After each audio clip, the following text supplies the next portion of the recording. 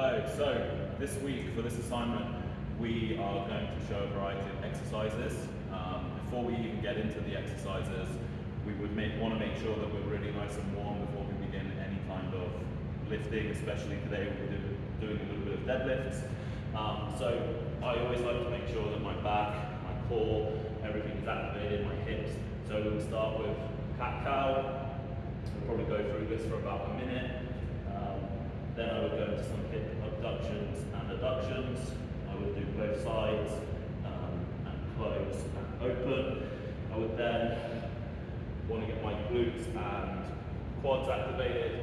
So do these heel reaches, up and down.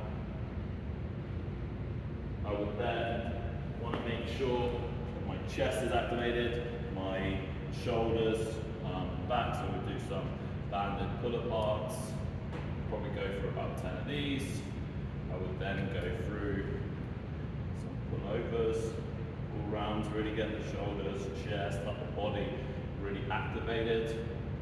I would then, as I like to make sure my shoulders are really taken care of, do some pull-acrosses, external and internal rotation, then grip with the other hand. Go external, and then switch over. We'll probably go for about 15 each way. And then just to really make sure we're nice and warm, probably do some rows, just to really get the back fired up, the core, make sure I'm engaging everything. So for our first exercise today, we would then be ready. We would go into a deadlift. Obviously important that we don't start too heavy, we would start really nice and light. We would want to make sure that we're close to the bar. So we make sure that the bar is over the midfoot of our foot. We don't want to be too far away as that's going to start to put a lot of pressure on our lower back. So we get nice and close to the bar, about shoulder width apart. Grab it about shoulder width apart again. And a really good tip I was always told is make sure your hips don't go below your knees, as that's also going to add pressure elsewhere. While we're here, a lot of people recommend pulling up before I even begin, and you can hear that sound. It takes a lot of the tension out and makes sure that we're in a good position. And as I'm here, I brace my core, and I just come up. Go back down, brace my core, and I come up. Back down. Another thing to keep in mind, another tip I've always been told about deadlifts, don't just think about pulling up, actually think about pushing into the ground and exploding up. The next exercise is our goblet squat, and there's a lot of ways you can do this. We want to make sure we get good depth. Grab the dumbbell with your palms like this, pull it into your chest. I like to make sure it's touching throughout the whole movement, and I just squat down till about my elbows touch my knees, and I come back up. For some people, it can be difficult to get maybe that low. Maybe they have poor ankle mobility, or their hips don't allow them to go so low. So one way we can actually make it even easier is if we put our heels onto something like a weight, just in order to raise our heels off the floor a little bit, and it'll actually make it easier to get lower and explode back up. We want to make sure our knees don't buckle in, so we make sure that throughout the whole movement we're pushing our knees out, we don't allow them to come in. The textbook kind of definition or way that they say you should, squat is getting parallel to the ground.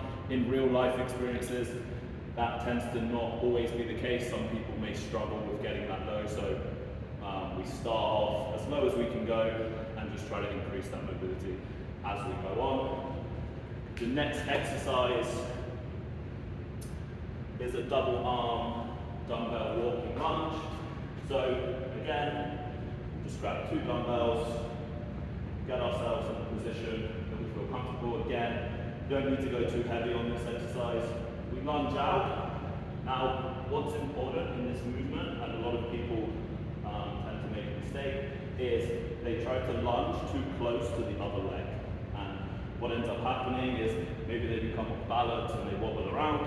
So especially if you use this exercise, while you have your dumbbells in your hand, it's okay to go out a little bit wider for that stability.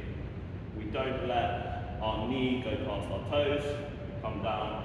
The back knee doesn't have to touch the floor, and then we come back.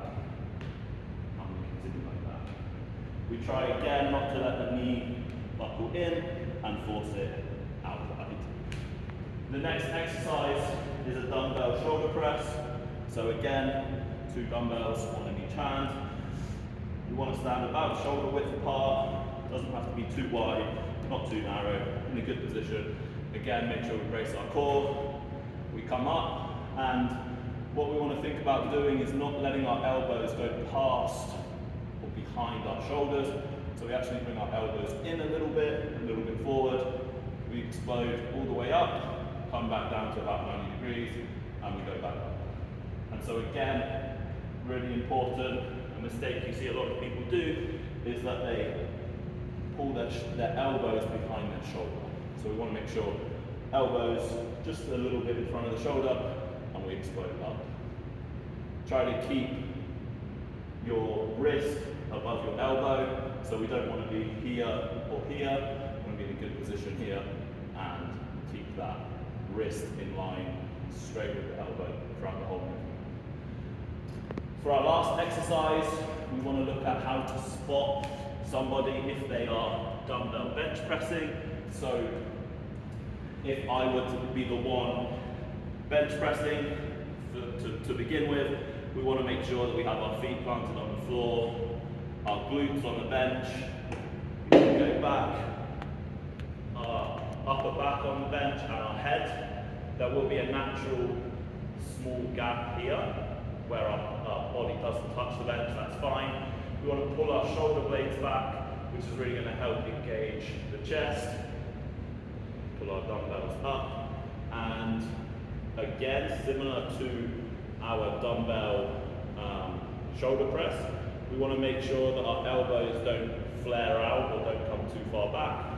So, and again, we keep our wrists above our elbow, we come down, and we push up. So, if I needed somebody to spot me during this exercise, let's say these weights were very heavy, what we would want is the person that's spotting.